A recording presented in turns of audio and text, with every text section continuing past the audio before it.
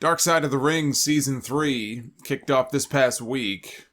The Chris Benoit and Owen Hart episodes of the show were extremely tough to watch, especially if you live through those times as a fan. Probably have a lot of sad memories about it. I can remember, for example, where I was and what I was doing when, I learned about what happened to some of these people. And to sit here and relive all of it again, as we did in those episodes, and hear from the family members, to hear from the children, it rips your heart out of your chest. The second half, more so than the first, of the Brian Pillman episode, which, much like those other two, was a double episode, I found that to be very similar for me. More than any of the stuff that happened to Pillman himself, which I already knew about a lot of that stuff, was the effect that his decisions and his actions and his family life had on the other members of his family and had on his children. And how heartbreaking it was to listen to his daughter Brittany and to listen to Brian Jr. What he went through with his abusive stepfather was awful. The worst parts of the entire episode. Pillman was no saint. But what he was driven to prove that he could make a lot of money and he could be a main event player in pro wrestling. And he would have been, had he not gotten into that Humvee wreck. Much like the Gino Hernandez episode and a lot of the other names that were cut down in their prime, Pillman will always be one of those great what-if stories in wrestling, because for all the success that he did have, here we are talking about him still all these years later, he barely scratched the surface of what he was capable of being. They did lots of interviews for this one, including Steve Austin, his former tag team partner, on the set of his Broken Skull sessions, which I thought was very interesting. Evan Husney, one of the co-creators of the show, I saw told the New York Post that they were also able to get access to Jerry McDevitt, WWE lawyer Jerry McDevitt, the legendary Jerry McDevitt, who's been defending Vince McMahon for a few decades now. And they were able to interview him and get access to him for their episode on the Vince McMahon steroid trial that airs later this season. So they have opened up access to people, even maybe just on a limited basis, it seems, in WWE. Jim Ross was interviewed, Eric Bischoff, Jim Cornette, Dave Meltzer, who was good friends with Pillman, Pillman's sister Linda, who basically became a second, mother in a lot of ways to his children after he passed away. Brian's widow Melanie. Time has not been kind to Melanie Pillman. She was almost unrecognizable. Two of Pillman's daughters and his son Brian. But Kim Wood was the real star of this documentary. He was fantastic in this. He was a strength and conditioning coach in the NFL for almost 30 years for the Cincinnati Bengals, which is a team that Brian played for at one point. And that's where he got to know Kim, and they became good friends. And it was Kim Wood, when Brian suffered an ankle injury when he was playing in the CFL and couldn't play football anymore, who suggested that he look into training in the Hart family dungeon in Calgary. And his sister Linda talked early on in the special about a lot of the issues he had with his throat. From back when he was just a small child, he would develop a lot of polyps and constantly would have to have them removed. And he ended up having well over 30 or 40 surgeries because each time they would get rid of the polyps, they would grow back. And obviously you want to make sure they don't, turn cancerous or anything like that. It was obstructing his breathing.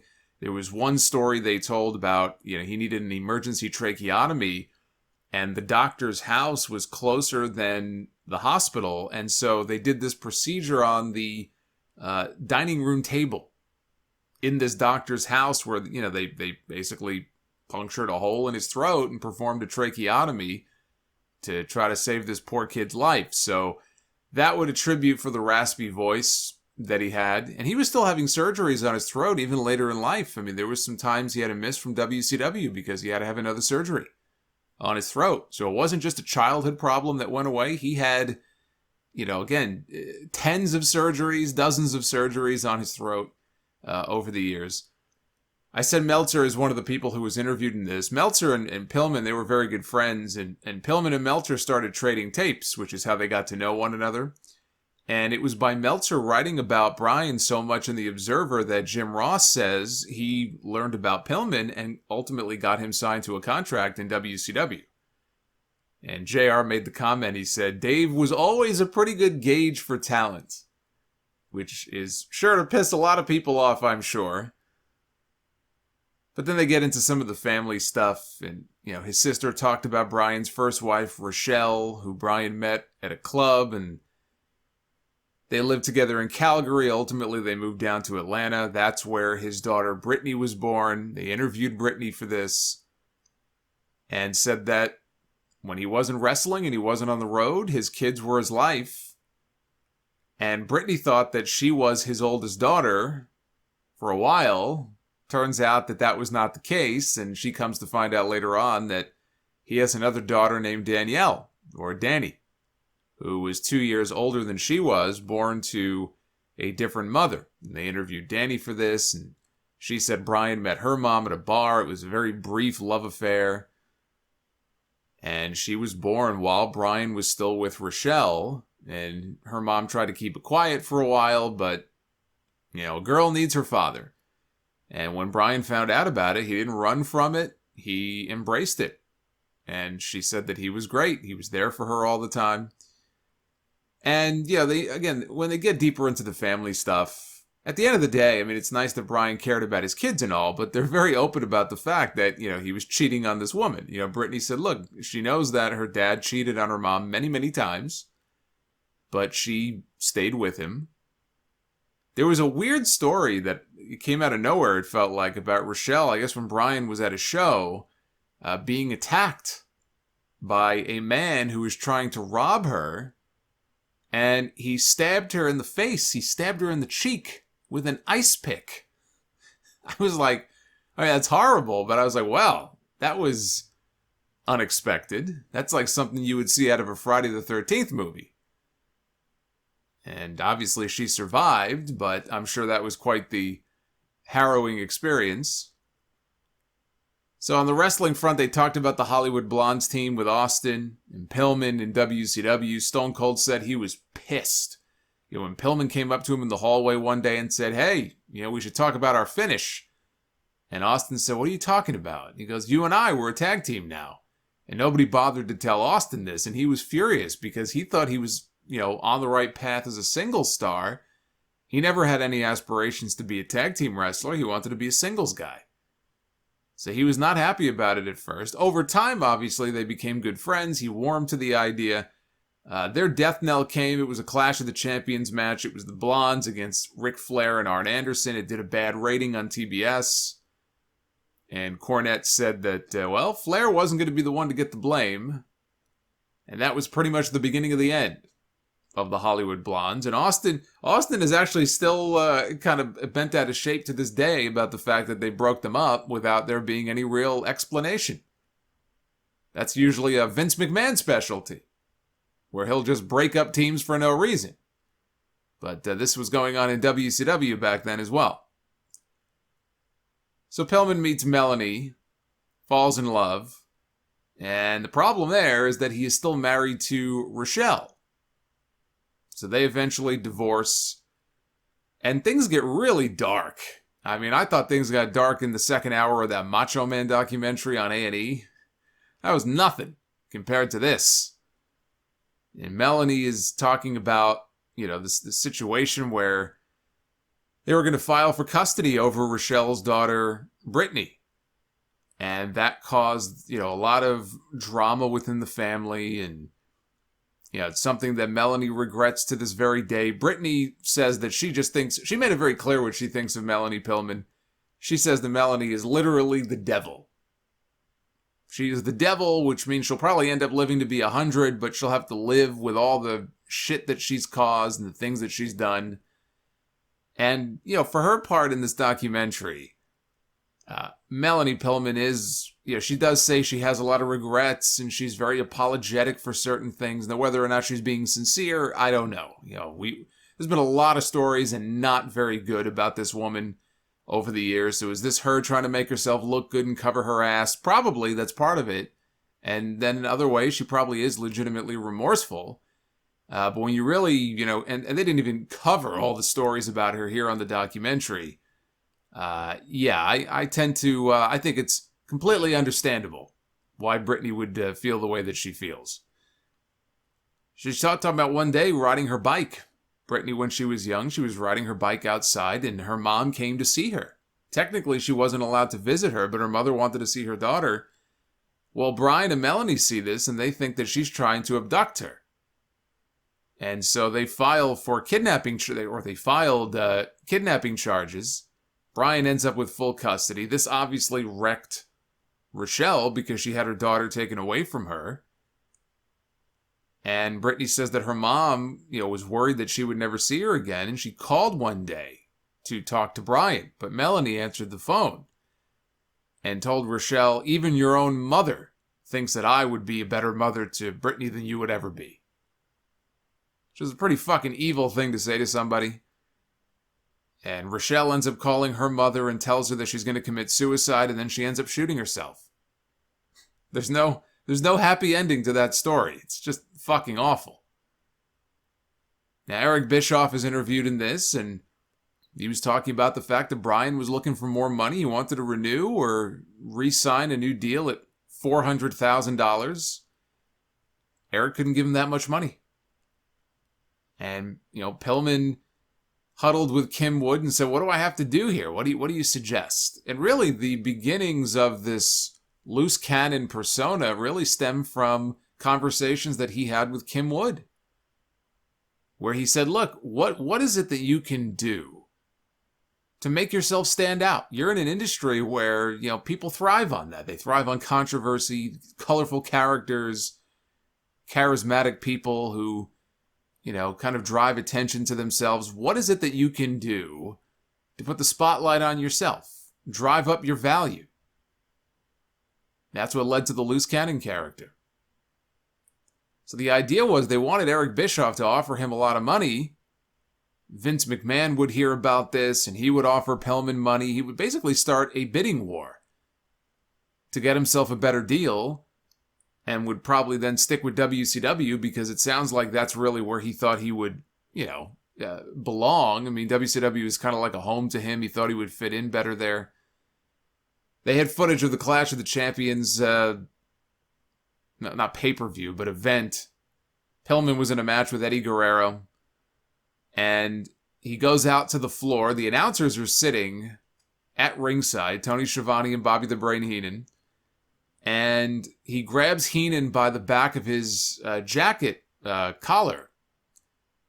And he didn't tell Heenan that he was going to do this. And Heenan has a bad neck, going back to, I think, even before he was in WWE. I actually think he broke his neck in Japan in the early 80s. So he had always had a bad neck. Even all those years he was bumping around for Hogan and Warrior on WWE television and the Boss Man and whoever else he feuded with. He had a bad neck. He didn't want anybody going near his neck. And people, were probably starting to think that Pillman was legitimately nuts, and he didn't know what he was going to do. So he freaked out, and he dropped an F-bomb live on the air on TBS. And they show Heenan, he's spooked. He stands up and grabs his jacket, and he goes and he walks to the back, and eventually I think he came back out and apologized. But that was a memorable scene. They show the footage of the match with Pillman and Kevin Sullivan at Super Brawl. They had a strap match. Pillman grabs the mic. I respect you, Booker Man. Sullivan was doing the booking at the time. And he leaves. So then they get into this whole thing about Pillman hatching this idea, he and Kim Wood, that he would ask for his release. But he would tell Bischoff, look, I don't really want my release. It's all just an angle. It's to get people talking. But it's got to be real. Because if it's not real, the office is going to tell Dave Meltzer that it's all a work. And so what does Bischoff do? Bischoff gives him an actual legal release. He has the legal department draw up actual release papers and gives them to Pillman. And Cornette couldn't believe it. Austin couldn't believe it, that the plan actually worked. Bischoff, of course, to this very day, does not buy into the argument that he got worked, that he was made a fool of. His side of the story is that, yeah, it was a real release, but it was kind of understood between us. I was privy to all of Brian's plans. I knew exactly what he was going to do. We were in on this together. He said he told Brian to go to the WWF because he couldn't give him the money that he was offering. And then he promised him that he would bring him back eventually and be able to pay him more because he would be worth more after being in WWE for a while. But he's very defensive about people who say, oh, you were worked. Of course, not a fucking person in the world actually believes this, except perhaps Eric Bischoff himself. He's trying to save face. Kim Wood had a great quote here. He had a lot of them. But one of his great quotes was here. He goes, that's the greatest thing that you could do. If you can fuck somebody over and convince them that it's a great idea, he goes, there's nothing better. He said that's the trick in breaking up with a woman. Make her think it's her idea. So he also said that the real marks here were always Eric Bischoff and Vince McMahon. They were the real marks. And they ask him, they go, so what were your thoughts at that time of Vince McMahon? And Kim Wood goes, you know what you would do with a whore? You fuck him. That's what I thought of Vince McMahon. He goes, that's what I think of Vince McMahon.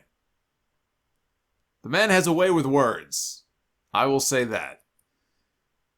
But he said, look, it didn't matter where Brian ended up because the producers were asking him that as well. Did it matter? Did he have a preference? And, again, maybe WCW was his preferred destination, but he said it didn't matter where Brian ended up. It's money. The bottom fucking line, he said, money. He goes, these people in this business, they're living in fantasy land. They're all marks for themselves. It's about money. So Pillman has the Humvee wreck. I know I've talked about it on the podcast before. It's been talked about a lot. Almost dies. He's thrown from the Humvee 50 feet. If he was wearing his seatbelt, he very likely would have been crushed. So him not wearing his seatbelt actually worked to his advantage. But they rush him to the hospital. His face is swollen like a beach ball. He's got half a dozen different doctors, each one assigned to a different part of his head and face. It's specialists devoted to different parts of his face. They had to cut into his scalp and peel his face down. They had to peel his face back. Which reminds me, I have not seen Face Off in many years. I should watch that movie again soon. One of the last good things that John Travolta ever did. But his ankle was shattered, had to be fused into a walking position, which effectively killed his career. I mean, I know he came back and he wrestled. He did get back in the ring, but he was never the same again. I mean, he could barely do anything. He was in constant pain, had no business being back in the ring at all. Jim Cornette said a lot of the boys in the business thought that the accident may have been all fabricated, his injuries and everything, that it was all fake, just because they thought the guy was nuts. They thought it was all part of the work. It was all part of the gimmick. There was a rumor at the time, and they have audio footage from some radio show, I guess maybe in Cincinnati or something, that Pillman called into. And even one of the radio hosts asked about this rumor going around that he didn't really have this big wreck, but he was having plastic surgery to look like Shawn Michaels so he can come to WWE and face him in a match, which would be a hell of an angle, by the way. Pillman and Michaels could have had a hell of a feud. We think about Pillman and Austin, but Pillman and Michaels, 1996, Shawn Michaels, 1997. And they were both all pilled up at the time. Even before the wreck, Pillman was taking pills and stuff. Michaels was on God knows what. Bad for their health, obviously, and bad for their families and all that. But man, hey, pilled up Shawn Michaels in 1997, there was nobody better in wrestling. You go back and watch his matches back then when he was doing all that stuff, he was fucking amazing. So Imagine that. Pillman from that era, if he was healthy and not in the wreck, against Shawn Michaels from that era. Shit. There's a dream match right there. The car wreck happens at a time when he's in the middle of negotiations with the two companies, and he's trying to keep quiet just how bad his injuries really are.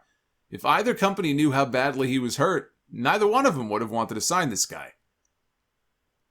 But the object was to play them both against each other and play Vince McMahon for money. And Vince McMahon ends up offering him a 3-year deal with guaranteed money, which nobody else was getting at that time in that company. Everybody from back then talks about Vince didn't give guarantees. He would tell people, I don't give guarantees, I give you an opportunity. Well, Pillman got a guarantee. Now, what he was getting was less than what WCW was offering, but I guess the WCW deal, and I've talked about this before too, there was an out clause. So, for example, if I remember correctly, after 90 days, I think every 90 days, WCW would have been able to release him from his contract. So, in his mind, it was probably only a matter of time if they saw that his injuries were worse than they originally knew about and that he wasn't really able to perform, well, then WCW certainly would have cut him. So, he took the safer bet with WWE. They have footage of the angle with him and Austin when Austin Pillmanized the ankle, which is an expression that's still used to this day. I still use it every time on the podcast. If I'm talking about a match or an angle where somebody gets a chair wrapped around their neck or their ankle, I still call it they're being Pillmanized to this very day. Pillman had a surgery coming up, so they did that angle to explain why he was going to be off TV for a while. They had footage of the gun angle on Raw.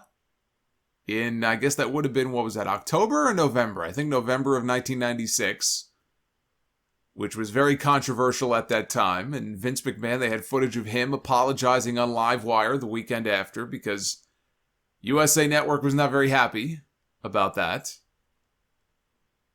But Pillman was bound and determined to get back into the ring. And he was taking more and more pain pills. He would just take pills until the pain went away. So, who knows? Who knows if he knew how many pills he was taking? You take as much as you have to make the pain go away. You know, Meltzer says he could barely walk through an airport. He looked like an old man. But yet there he was in the ring taking bumps. And, JR had people coming to him and saying, look, there's something wrong with Brian. He's not doing too well. And so JR is the head of talent relations, and he says, we're going to drug test him. And he called up, I forgot who it was, one of the road agents at the next live event, and said when he gets there, I guess, hey, make him piss in a cup.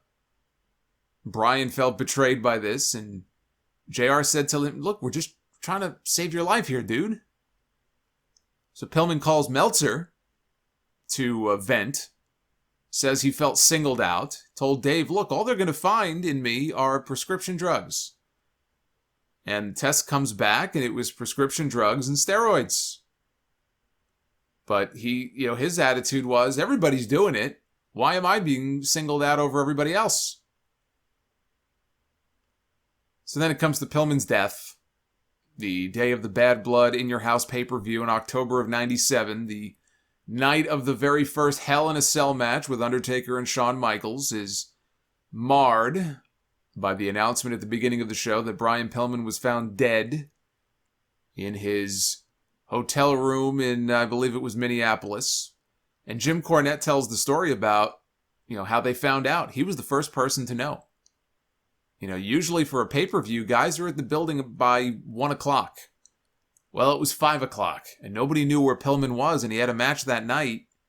So he calls the hotel, somebody answers, and they tell him that, Pillman is dead. And Cornette, at first, he's figuring, okay, what's he up to? He's thinking it's a rib. And they mention that the police are there, and then he realizes that it's not a joke.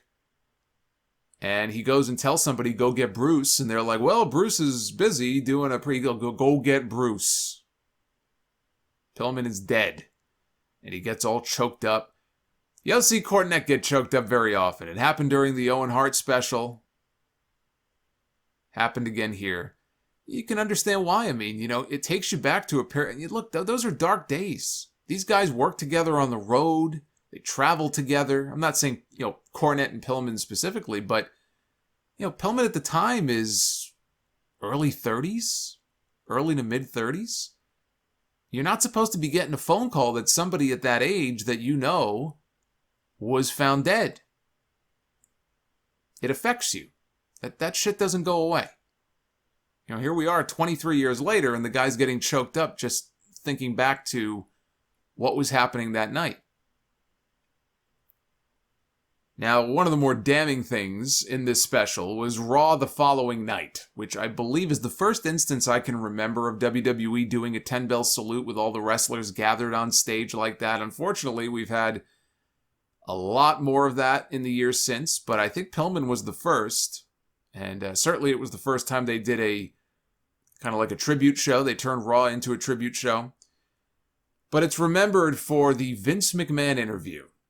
Via satellite, he interviewed the widow of Brian Pillman. He interviewed Melanie on television 24 hours after they broke the news of his death. I don't remember exactly what time he would have been pronounced dead the day before, so it had been a little over 24 hours since this guy had passed away, and now his wife, who, had to agree to come on the air, so she had to say yes. She could have said no.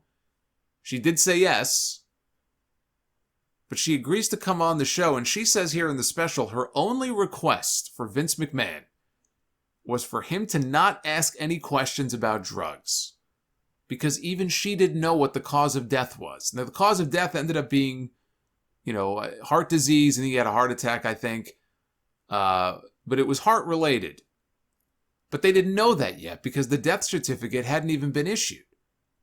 That was, in her words, her only request. Just don't ask any questions about drugs or, what may have caused it. And the very first question that Vince asked her about is about pain pills. And they show footage of the interview. You can see the moment where she kind of makes a face. And she says she made that face because she specifically told him not to ask about that. And it's the first fucking thing that came out of this guy's mouth. And she says she wishes that she was there live so that she could slap him in the face because he had promised her that he wouldn't ask about that.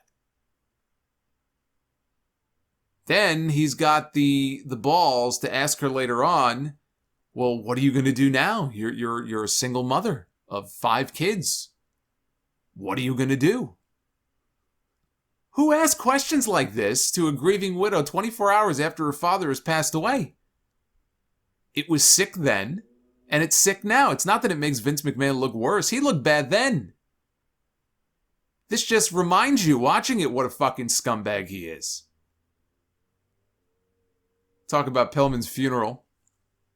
Vince and JR were there, as were Kim Wood and Dave Meltzer. Wood actually picked Meltzer up, and they drove in together. The funeral was open casket, and they talked about the kids not really understanding what was going on because they were so young. The oldest was 7 years old. Brian Jr. was only 4. And they did, I think he was 4. But they were very young, and they didn't mention this in the documentary, but Kim Wood did an interview on the Observer site after it aired, and he and Dave talked about the funeral, and they talked about the kids literally climbing into the casket with Brian to say goodbye. They just turned and looked at each other because of how fucking weird it all was, that there's just kids everywhere, just crawling in and out of the casket. Now, Brian Jr. in the past has talked about how his mother blew through all of her dad's money and the money from the Brian Pillman memorial shows that Les Thatcher helped put together. He helped raise over $100 grand for the family through those shows. And Brian says that she blew it all. She bought a truck for her new husband with the money. Now, that's from an interview that Pillman Jr. did a few years ago. But this was the worst part of the whole thing, is watching and listening to Pillman's son get choked up and get very emotional and talked about a lot of the abuse, the physical abuse, the psychological abuse that he had to endure at the at the hands of his stepfather. This woman, married this piece of garbage who would have dogs trained in the hallway right outside of Brian Jr.'s bedroom to kind of like guard the room and make sure that he didn't leave. And if he tried to, they were trained to attack him. So he was essentially held hostage in his own room by these dogs outside his door.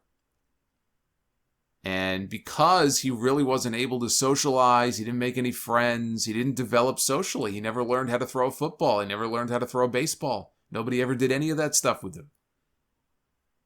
He wasn't very athletic. The one thing he was good at, he played games, because he was always by himself in his room, so he played video games. And he had a GameCube, back when Nintendo had the GameCube console.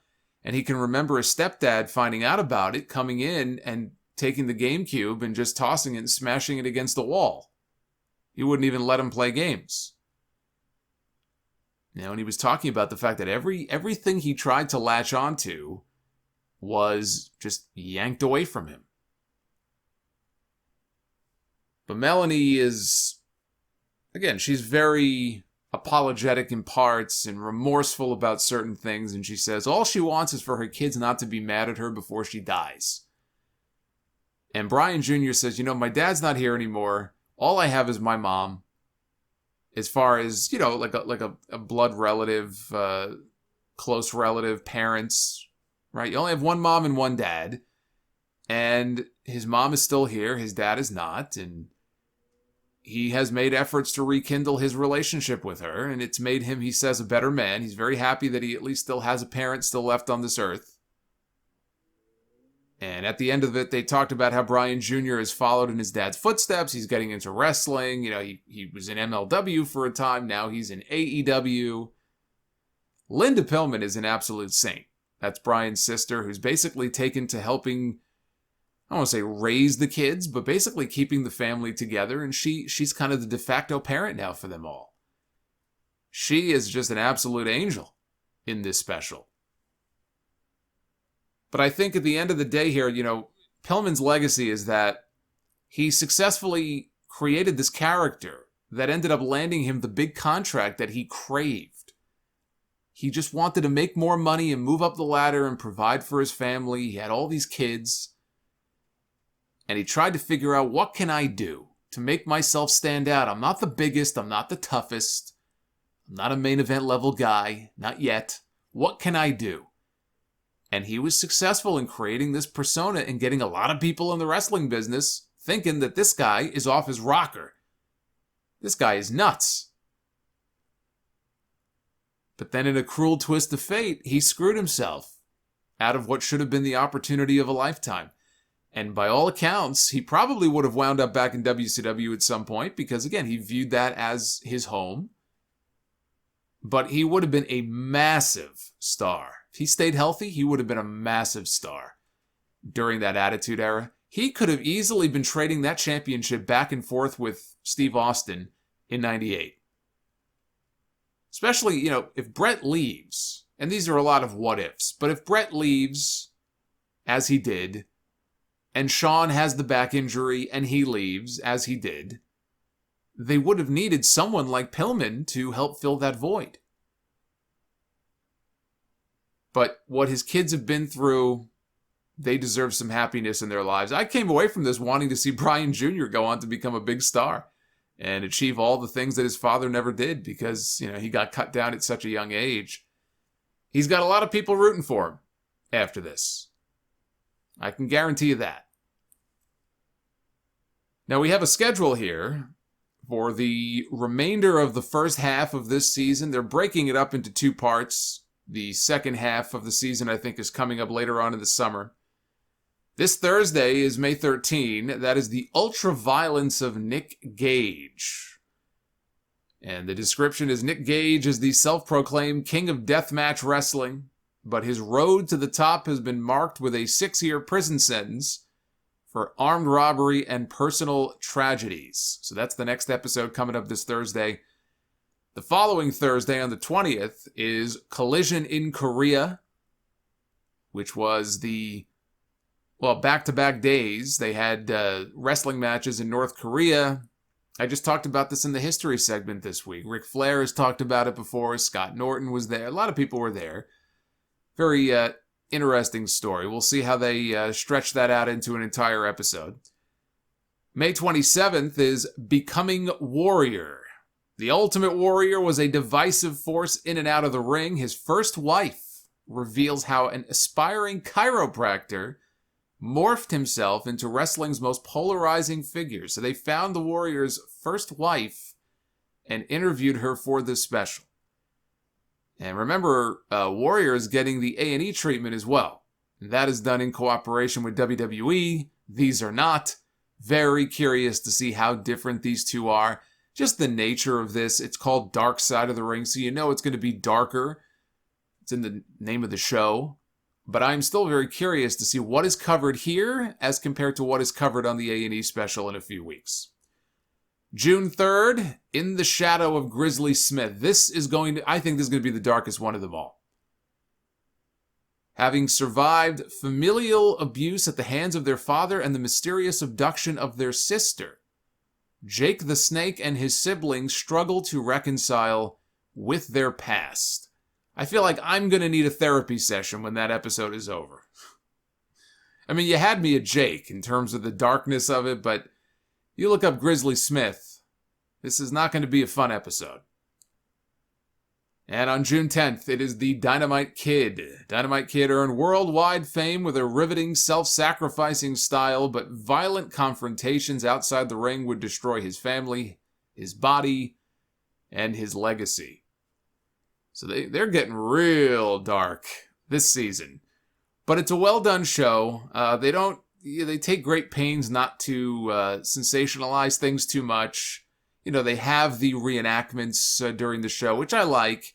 It kind of reminds me of when I used to watch Unsolved Mysteries many years ago. When Robert Stack used to host, they would have these reenactments. That's kind of what it reminds me of. But anyway, I will be doing these reviews weekly. We'll probably keep them to the YouTube channel. And we'll be talking about Nick Gage, I guess, coming up next week. So check out episode 703 of the full podcast, which went up this weekend. A lot of news to cover, a lot of other reviews as well. Talked about the Macho Man documentary, some other documentary stuff, and all the news of the week. And I'll see you back here real soon for more Dark Side of the Ring. Take care, guys.